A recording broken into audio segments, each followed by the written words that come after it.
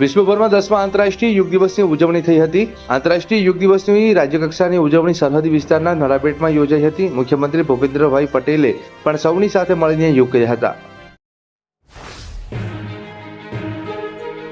સુરેન્દ્રનગરના લીંબડીમાં વરસાદ પડ્યો હતો। પવન સાથે વરસાદની શરૂઆત થઈ હતી। આસપાસમાં ગ્રામ્ય વિસ્તારમાં પણ વરસાદ પડ્યો હતો। ટીમલા, રામરાજપર સહિતના ગામોમાં પણ વરસાદ પડ્યો હતો।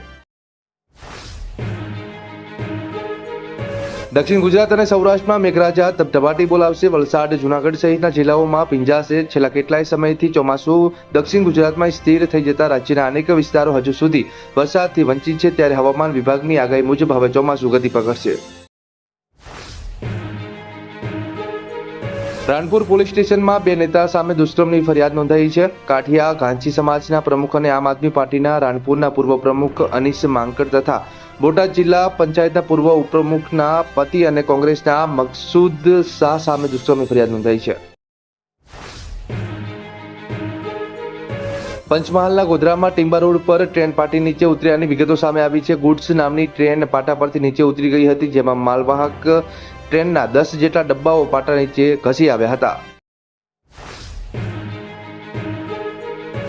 રાજકોટ અગ્નિકાંડ પર મોટી અપડેટ સામે આવી છે। અગ્નિકાંડની તપાસ માટે રચાયેલી એસઆઈટીના રિપોર્ટ તૈયાર કરીને સરકારને સોંપ્યો છે। ત્યારે સુભાષ ત્રિવેદીએ કહ્યું કે જવાબદારો સામે કડક કાર્યવાહી થશે। દક્ષિણ ગુજરાતમાં અટકી ગયેલું ચોમાસું આગામી 72 કલાકમાં આગળ વધશે। હવામાન નિષ્ણાત અંબાલાલ પટેલે હવામાનની આગાહી કરતા જણાવ્યું હતું કે આહવા, ડાંગ, વલસાડ, સુરત, ભાવનગર, બોટાદ, ખંભાત, કરજણ, બોડેલી, શિનોર, તારાપુર, કપડવંજ, અમદાવાદ, વિરમગામ, પાલનપુર, મહેસાણા, પંચમહાલ, અરવલ્લી, સાબરકાંઠામાં આગામી 72 કલાક વરસાદની શક્યતા છે। સુરતમાં તૈયાર કરાયેલા વિવિધ દેશોના રાષ્ટ્રીય ધ્વજ વિશ્વમાં ચર્ચાનું કેન્દ્ર બન્યા છે। T20 વર્લ્ડ કપના મેચ પહેલા ગ્રાઉન્ડમાં વિશાળ રાષ્ટ્રીય ધ્વજ રાખવામાં આવે તે સુરતમાં બન્યા છે।